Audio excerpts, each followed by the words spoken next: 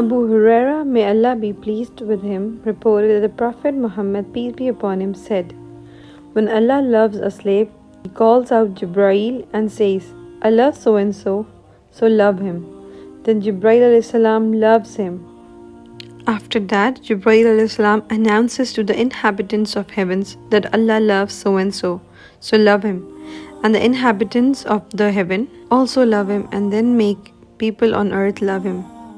Apart from our earnest desire for paradise, as Muslims we worship Allah out of fear, love and hope.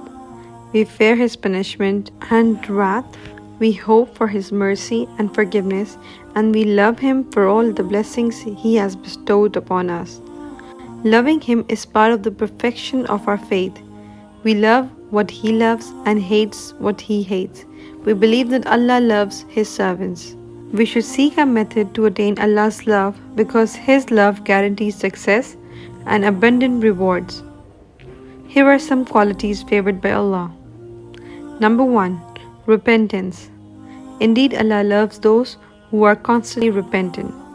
Allah loves a repentant slave who constantly turns back to Him, knowing He is the all-forgiving, most forgiving, the acceptor of repentance, the pardoner.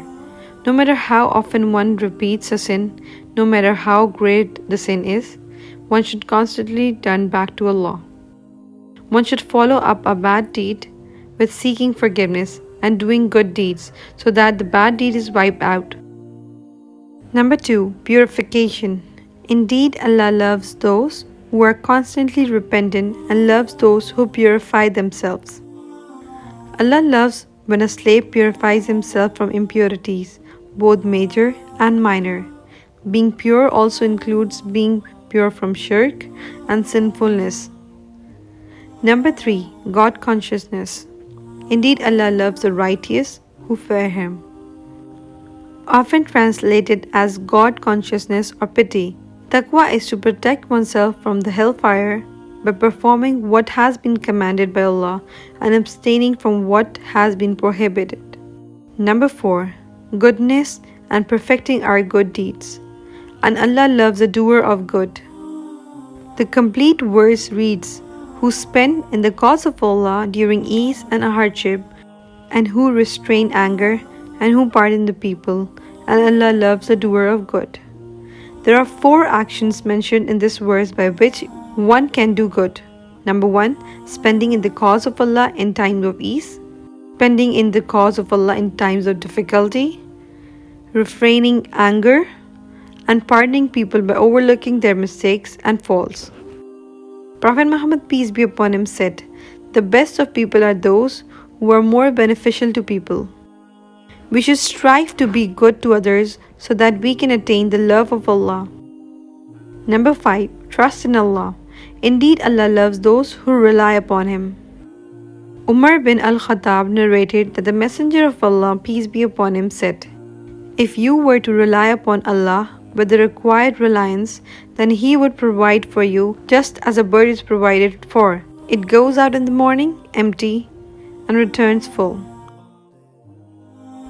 Number 6. Justice. Indeed, Allah loves those who act justly. The principle of justice in Islam applies to everyone, regardless of race, ethnicity, age, gender, or status. Number 7. Patience. And Allah loves the steadfast. There are 3 types of patience. A. Patience in adversity, that one does not complain or feel despair at his situation. Rather, he submits to the will of Allah and bears the difficulties and tests with patience. B. Patience in doing what Allah has commanded. Patience in establishing the prayer. Patience in fasting Ramadan, especially when the days are long. Patience in giving zakat, and patience in performing Hajj. C. Patience in abstaining from all that Allah has prohibited: gambling, flesh of swine, alcohol, and other forbidden acts.